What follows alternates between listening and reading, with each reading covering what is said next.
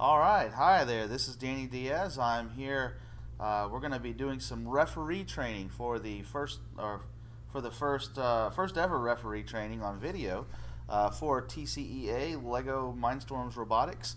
This game is Mania, and this video is intended for referees. If we've got other people who want to watch this to find out how the referees are trained, that's great. This referee training today is primarily because we've got to train about 40 teams or 40 referees for the TCEA tournament in Region 1. And so when I found out that we're going to train 40 referees, it's about time for one event. It's about time we go ahead and do this on video. So with me, I have two pieces of paper that you're going to want to have with you as well. I've got a TCEA referee training outline sheet, which none of you will have until you go to the website, and I post this up to the website. And then we've got a score sheet. So as long as we have these two pieces of paper, we should be okay.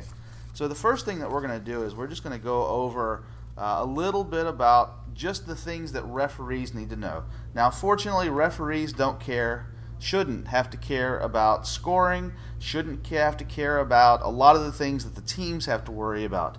Most of the referee's job is to watch the field, make sure the field is first of all set up, make sure the robots are set up properly, and then making sure that the teams do what they need to do during the game, make sure that nothing is out of place or that the teams aren't doing anything illegal. And then we're going to make sure that at the end of the game we record the state of the field onto the score sheet. It's pretty simple. There are a few caveats, of course, in all things. So let's just go ahead and cover some of those. So the first thing we're going to cover on our training outline sheet is starting configuration. So when a team comes to the table, the first thing you're going to do to the teams is you're going to say, is the table set up correctly? And you're going to put the onus on the kids to make sure that the table is set up correctly. Now the table right now is set up correctly. You've got 5 stacks of 2 red checkers on the first 5 on the left hand side next to the arrow, and you've got sets of black checkers, 2 sets of black checkers each on the second 5. Now if you can't remember which side is red versus black, then what you do is you look at your score sheet. When you look at your score sheet, the very first item on the score sheet, which is atom recovery, talks about red atoms and then black atoms. So you can say the first thing you see will be left, the next thing you see will be right. So red on the left, black on the right. And I don't really know of any other good mnemonics for figuring that out. So definitely make sure you have a copy of the rules with you. But once you do this a couple times, it's going to be very easy. So red on the arrows, and then black away from the arrows. Alright, so this is a fully, completely set up field. Ignore the cell phone over there. That's actually holding down the mat. It's definitely recommended that the mat be rolled backwards the night before so that when we lay it out, the tendency of the mat is to try to bend downwards instead of upwards, because then you get these nice curls up on the side. And I say nice, but that's actually very bad. These curls up on the side. So they're going to have tape or whatever on the bottom to hopefully tape this down. But if the mat is folded backwards, hopefully that will negate some of that.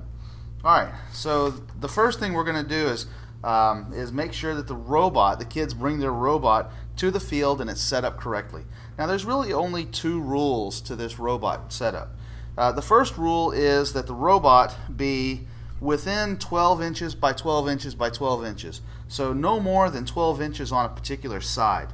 So if we look at this, you'll take a ruler and pretend that I have a ruler here, because I don't have a ruler here with me. But you're going to make sure that the robot is no more than 12 inches on any dimension.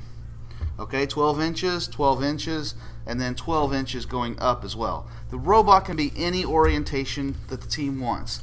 Doesn't matter what orientation it's in, as long as it's in an orientation. So 12 inches, any orientation. And then there's robot specific to the mat. So let's take the robot. Now the robot has to be touching the back wall. Okay, that's the first part of the second rule. The robot must be touching the back wall. And the robot must have a drive wheel. And by drive wheel I mean if the robot's moving and then you pick up the robot, the wheels, there's going to be probably 2 wheels that are still moving. Now in a tank treaded robot like the one that I have here, both the tank treads themselves are the drive wheels. So as long as one drive wheel is touching this area, and this area is this entire area here, ignore this line down the middle, okay, this entire area here, as long as this drive wheel is touching inside of this area and the robot is touching the back wall somehow, doesn't matter what part of the robot is touching the back wall.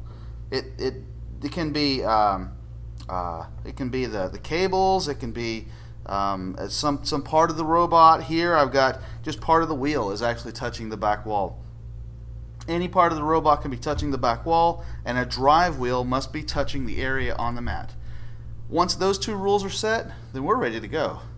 Okay, at this point, then you will signal to the head referee or the MC or whoever's going that you're ready. Make sure that the team is actually ready. Now, there's no rule saying how many kids can be at the table during play, but probably just 2. Okay, you probably just want 2 kids here at the table. The other 2 can kind of sit back and wait. This really isn't a large production, hopefully, but 2 kids at the table, you at the table, timekeeper at the table, just trying to make sure that you get the timing right. So we're all set up. The next thing we're going to look for is robot composition. Okay, we're going to look at the robot.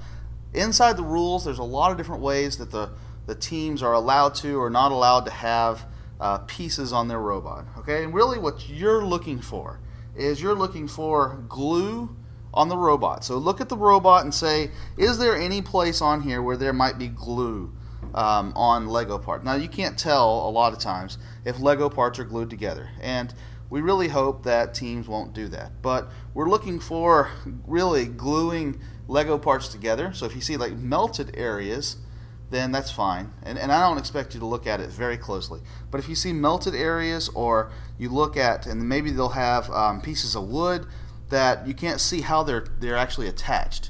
And so pieces of wood, pieces of cardboard, pieces of plastic, where you can't tell how they're attached, see if they're using some kind of glue to attach it. You're also looking for tape, zip ties, bolts, or anything else that you can possibly think of that they're using to improve the structural stability of the robot. Now this game is really a Lego game, a Lego Mindstorms game, and it's kind of hard sometimes to build sturdy robots just out of the Legos themselves.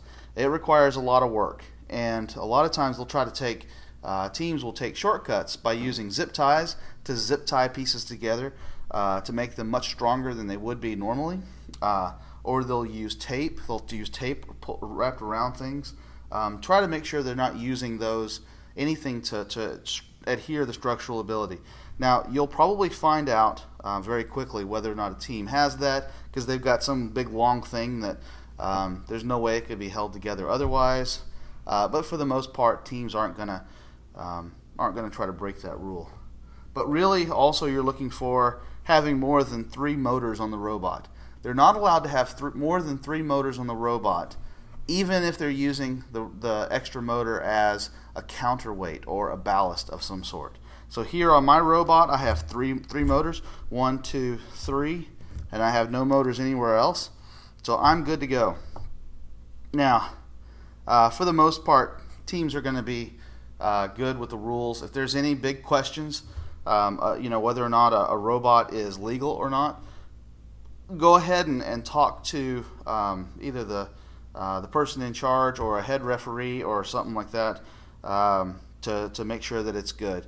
But sometimes teams will have additional parts. They're allowed to have up to $5 of additional parts on their robot. If they do have additional parts on their robot, they need to bring in a bill of materials. And there's an area on the score sheet for a bill of materials, and we'll get to that in a minute. But you're just really looking for anything that just jumps out at you saying, hey, that's not legal. All right. The next thing is now at the point in the game where we're giving a thumbs up, we're ready to go. We're going to go 3, 2, 1, Lego, and then the guy on the scorekeeper control or the timekeeper control will hit start, or somebody will blow a whistle, or something will happen so that the game starts up. And so the robots, they're going to go out and try to do stuff on the board. Now there's really only 2 or 3 things that a referee cares about on the board, okay? And that's making sure, A, that the robot is not being controlled remotely, okay? They can't have any kind of remote control. So what do I mean by that? Well, sometimes teams will think they can use like an Android device and they're controlling their robot via Bluetooth on an Android device. That's not allowed. Sometimes teams will use sonic sensors. Those are the sound sensors. Well, not the microphone sensors, but the distance sensors. And they'll have their hands near the robot, and so they'll be driving their robot with their hands. Or they will be using a laser, sort of a laser pin on the mat, and they'll have a light sensor that follows the laser pin around. They're not allowed to do any of that. These robots have to be autonomous to themselves.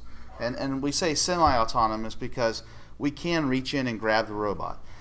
So what you're, as a referee, looking for is to make sure that when they start their robot and they press the go button on their robot, or they wave their hand in front of it just to start the robot, they do something to start the robot. From that point on, their hands are back here, they're behind them, and the robot's just doing whatever it does by itself.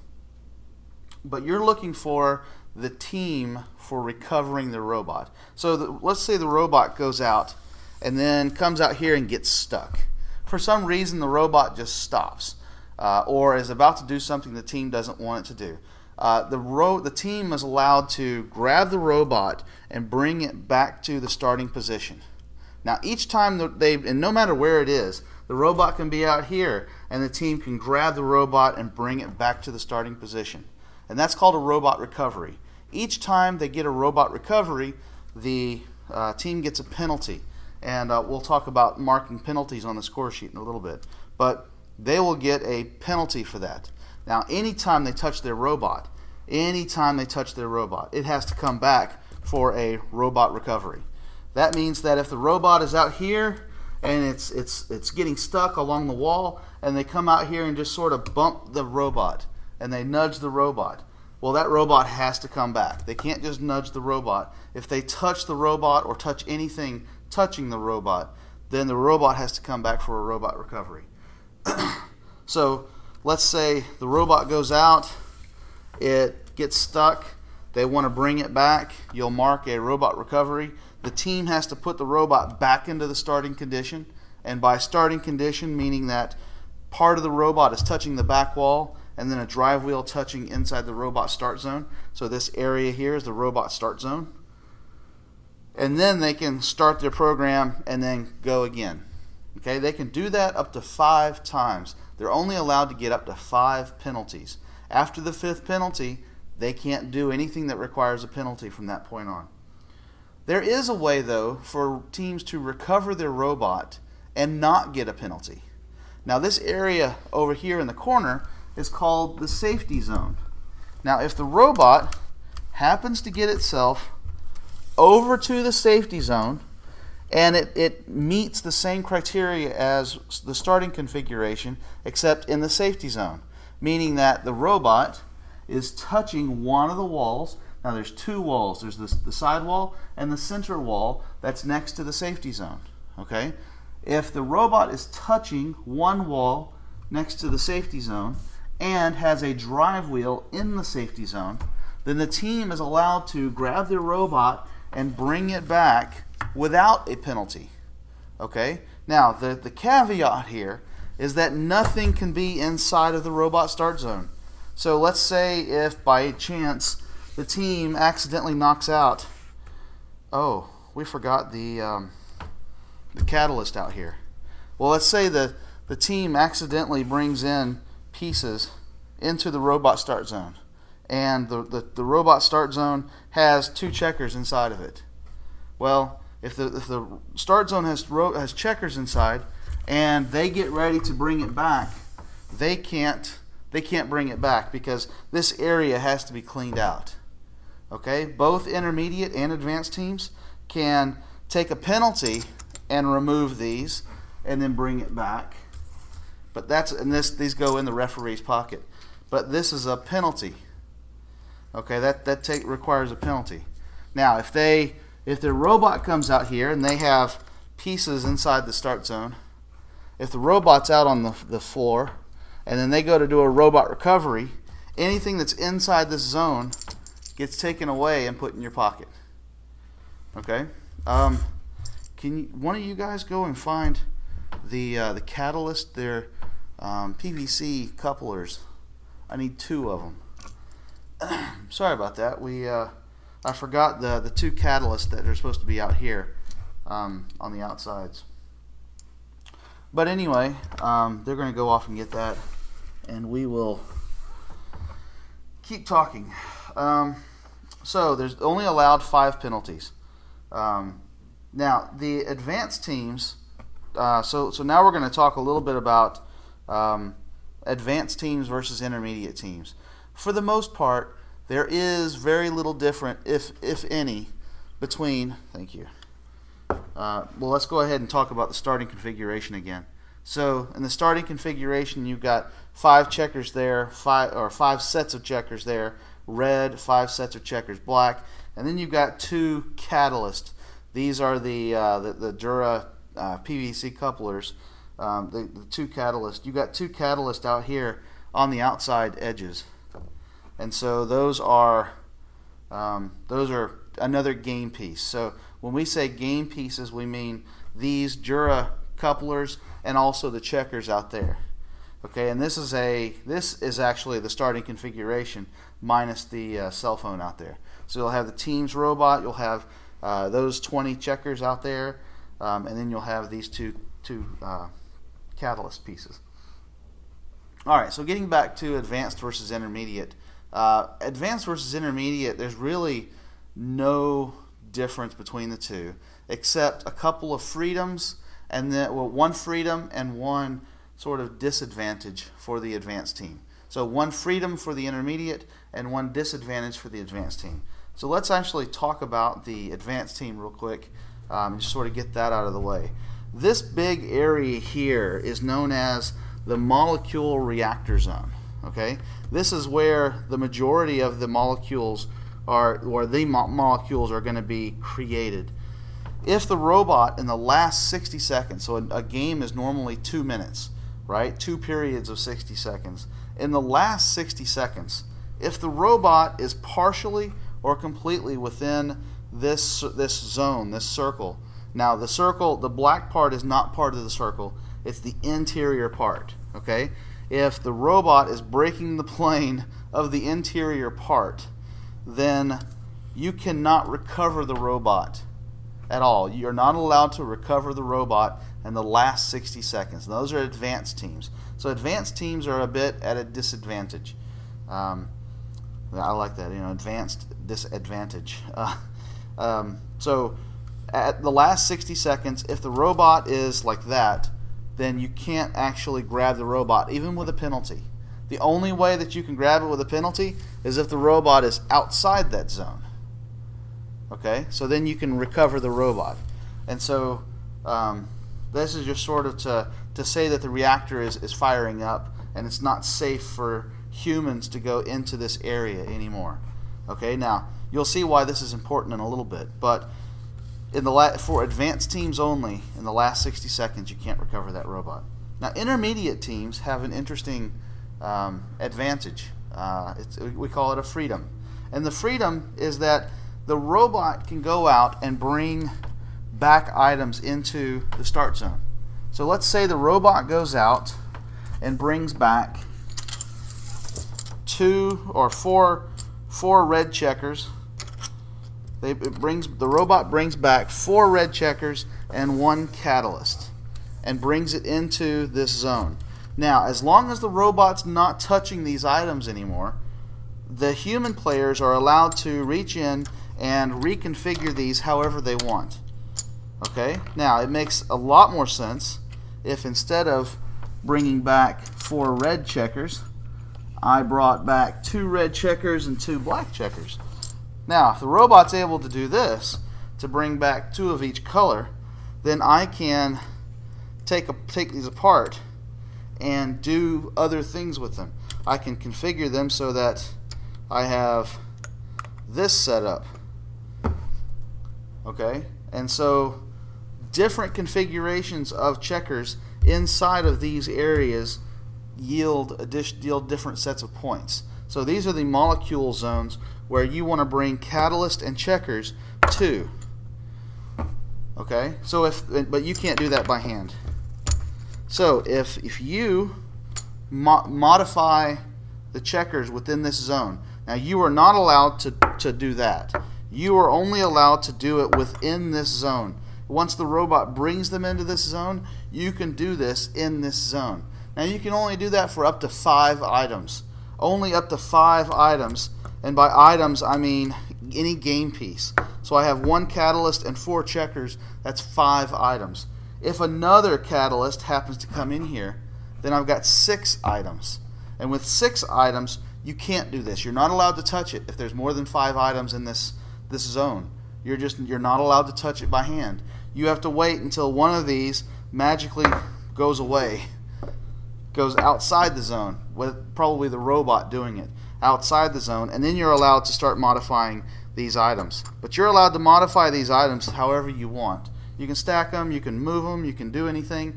And what this is designed for is that intermediate teams, we know that breaking these things apart and getting the right number of these items is actually kind of difficult. Being able to have two red checkers plus 1 black checker is a lot harder than bringing just 2 of each kind of checker. And so intermediate teams are allowed to come in here and by hand manipulate these items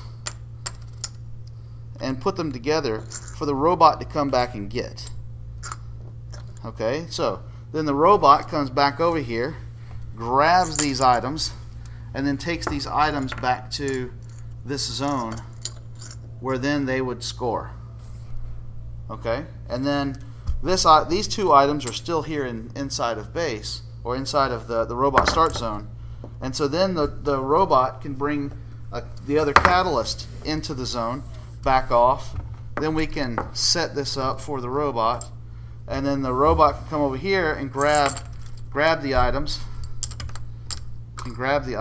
and then take them out and place them as well. Okay, so they can do that an unlimited number of times, as many times as they want, as long as the number of items inside of this robot start zone never goes above 5. We're okay. As soon as it goes above 5, then they can't touch anything in this zone. Okay, now what happens if they touch the robot while it's in the zone, or they touch the robot at all while they're doing this? If they touch the robot, then that starts a recovery process. And remember, during recovery, all the items inside of the robot start zone go in your pocket, and then the robot can then come back to get restarted. So if the robot then goes out and grabs another set, right? The robot goes out there and grabs another set. And then before the robot lets go of it, you come in and touch it, and then potentially touch the robot, or touch the checkers while the checkers are still touching the robot. Then the robot you get a penalty. These items go in your pocket, and then the robot gets reset. Okay? This year, if you were a referee last year, this year the robot cannot come back over here, and you cannot place items on the robot, because once the robot comes back here, then everything gets taken away. So there's no way that you have the checkers in order to put on top of the robot. Okay? That was a question on the forum that I wanted to go ahead and clear up. If you touch the robot, everything gets cleared out, and then it comes back. Okay? Alright, so let's talk a little bit about the scoring of the items here. So let's look to our handy-dandy score sheet. So let's say this is the ultimate state of the field, and you don't really care much about the ultimate state of this field. Okay? That's up for the teams to really care about the state of the field. It's your job to make sure that the state of the field is reflected on the score sheet. So let's take a look at the score sheet. The first item is atom recovery. Any hydrogen red atoms touching the collection nodes. So those marks out there that the checkers are on initially are known as collection nodes. The robot's responsibility is to move all the checkers off the collection nodes, but this robot did not. Okay, there's still at least one red atom touching the collection node, and so then we will say yes, there is still a red atom touching the collection node, which is 0 points. So above that is 0 points. That's 0 points for them. And so you'll circle yes, and you'll put a 0 out here next to the area marked for it. Any oxygen black atoms touching collection nodes, and so there's 3 black ones touching the collection nodes. And so you'll circle yes, and you'll put 0 out here. Catalyst removal. Any catalyst pieces touching any outer reaction site. So these 2 areas out here are known as the outer reaction sites, and these 3 here are known as inner reaction sites. Okay? Now, what this robot did do was it removed the catalyst from touching any of the outer reaction sites. Now, had that been the case, then we would still have one catalyst touching an outside reaction site, and we would say yes. But since that's not the case, then we'll say no. Okay? Then create molecules. And so what we have to do is we have to say how many game pieces are touching or are inside of the area of these inner reaction sites. So the inner reaction sites are these circles, okay, these circles, and then they're projected up to the ceiling. Okay, so all these have to do is just be inside the volume of that area. Now, there's inner reaction site 1, 2, and 3. Does it matter which one is 1, 2, and 3? No. It doesn't matter which one is 1, 2, and 3, as long as you just have some kind of a way of telling that might be 1, 2, 3, that might be 1, 2, 3, that might be 1, 2, 3. It doesn't matter how you do that. Just pick some way of doing it and make sure you're consistent. And so what you're doing is you're marking the number of hydrogen, oxygen, and catalyst items that are in that area. Okay, hydrogen is red, oxygen is black, and then catalyst are these duracouplers. Okay, so let's take a look at the first one. Let's call this one 1. Well, how many hydrogen, how many oxygen, and how many catalyst are inside? Well, we have 1 oxygen, 1 hydrogen, and 1 catalyst. So I'll mark 1, 1, and 1. Okay, that's an H, an O, and a C. And then if I want, over here on the points, I'll look down here at the molecule scoring guide, and I'll find an H, an O, and a C, and that's 50 points. And so then I'll mark down 50 points. Now, the interesting thing here is that catalysts don't have to be here if they don't need to be here. But that's not for you to have to worry about. All you really care about is how many of each is in here, and then the scoring software will take care of it from there. Or the person who's actually doing the scoring will take care of it. Just understand that a catalyst does not have to be here unless the recipe says that it has to be here. Okay, so you could have, let's say the molecule for water is H2O. So we could have 2 hydrogens, an oxygen, and an additional catalyst if we need to, or if we want to. It doesn't give us any additional points, so it could be there or not there, and that's fine. But a hydroxide, which is an H, an O, and a C, if this catalyst is not here, then all you have is an H and an O, and it doesn't count for anything. Okay, that's more for the people actually doing the scores. But for the referees, for you guys, you don't have to know that. All you really have to know is how many hydrogen, how many oxygen, and how many catalysts are in the area. And then the person doing the points can deal with that. Okay? So in this situation, I've got 1 hydrogen, 1 oxygen, and 1 catalyst for area reaction site 1. Reaction site 2, let's say this is what I've got for reaction site 2. In reaction site 2, I have 2 hydrogen, 1 oxygen, and 1 catalyst. Now notice here, we had this nice stack because the robot brought this nice stack out here.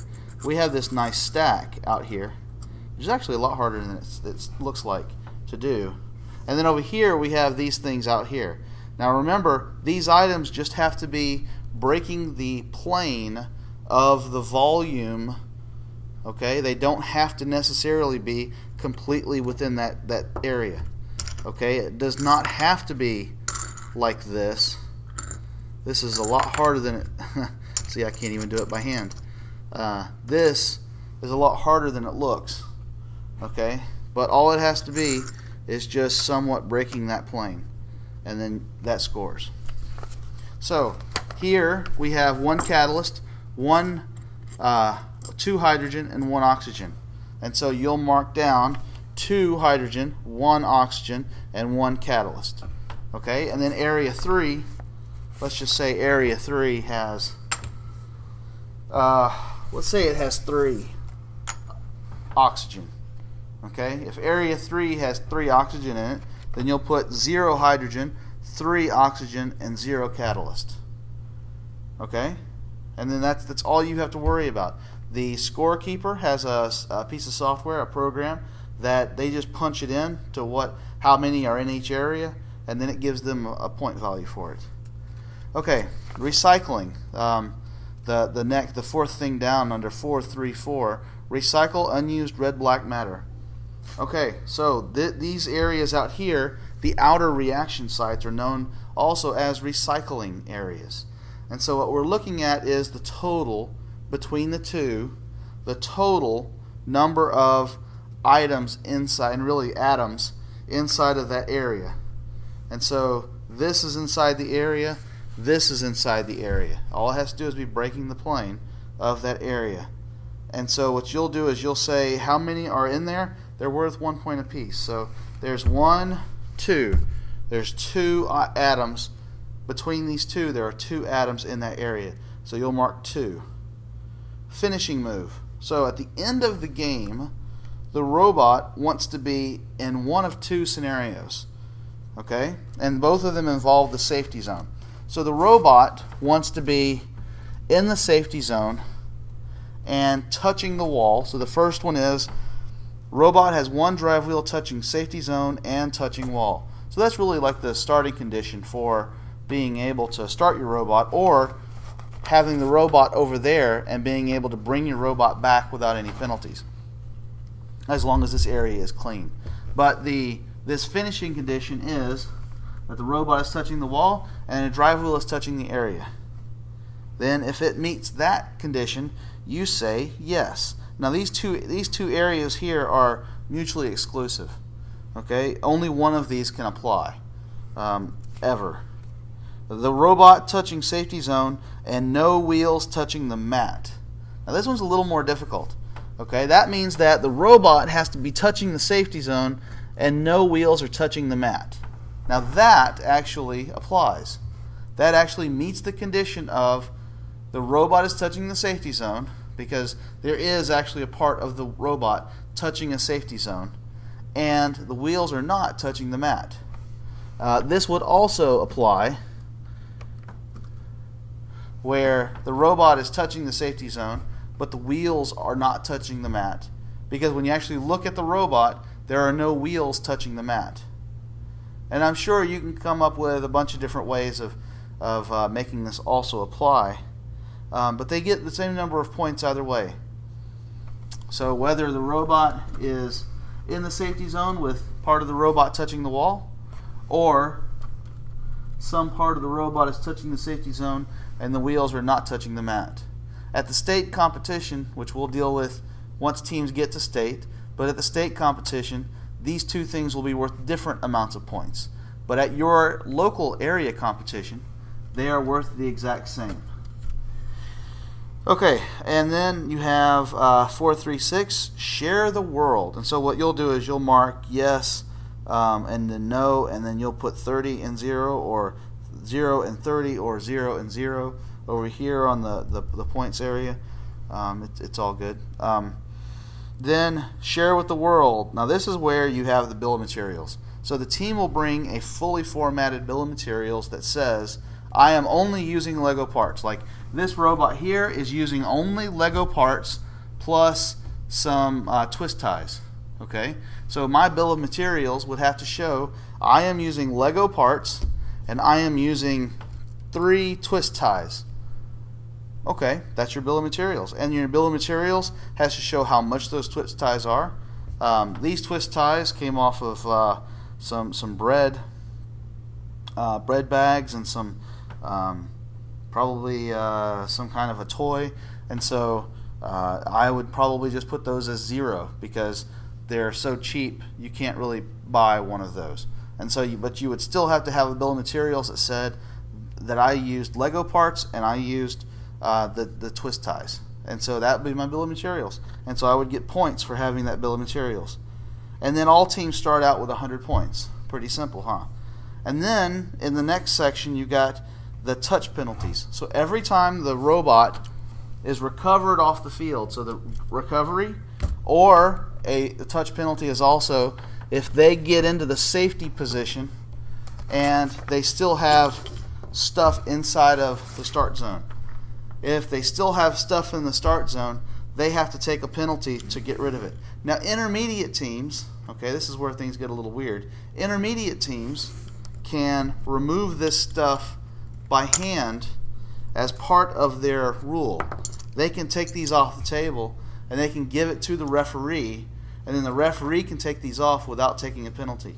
So if the team, an intermediate team, removes these items, as long as there's 5 or less, okay, 5 or fewer items here, the team can remove them and not get the penalty when they bring their robot back without a penalty. Okay? Hopefully that makes sense, because the intermediate teams are allowed to move stuff inside of here however much they want, however often they want. They can move stuff and they can remove stuff out of here.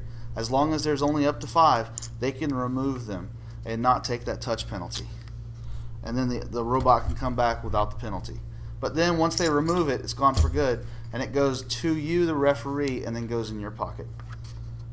Alright, and so for each touch penalty that the team takes, you'll probably just make a mark on the sheet. And then once you're done, you'll total them up and you'll put the number of touch penalties. And then when you're done, you make sure that the team name is up on the top. Make sure that the round is up at the top. So the first time the team comes up to the table is round 1. The second time is round 2. The third time is round 3. Generally, all the teams will do their first round, then their second round, then their third round, but it doesn't have to be that way. Make sure that your name as the referee, excuse me, make sure your name as the referee is up on the sheet. Make sure, excuse me, make sure that if there is a number for this table or some way to identify the table, that you put the table number or the table name or the table side, you know, like this is table 1A or table 1B, that you put that up at the top. And then make sure that the team captain puts their initials at the bottom. Okay, now the team captain putting their initials on there is a way to say that this score sheet represents the field. Okay, maybe all the points have not been done and the grand total or any of the subtotals has not been calculated.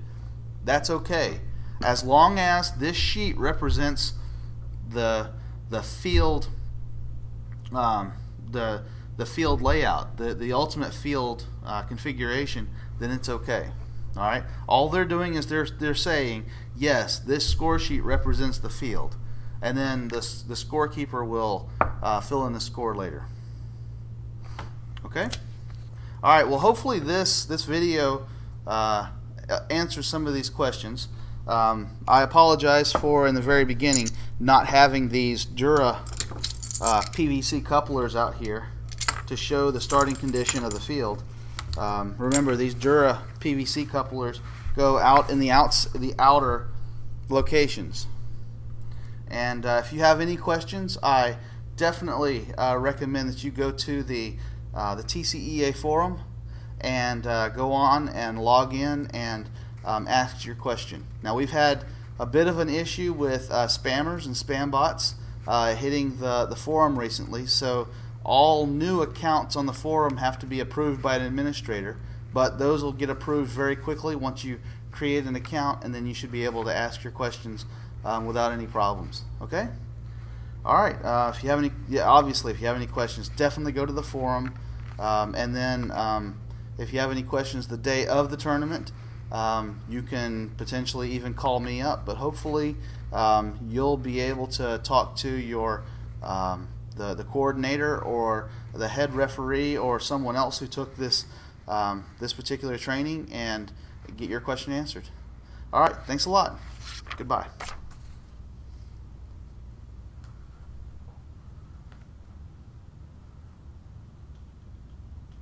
Okay. Give me my crutches. Crutches? So I can go tell Katie that we're done. Yeah. No, I'll go tell her. Okay. Why don't you go tell her then? I'll go tell her. And I'll sit down.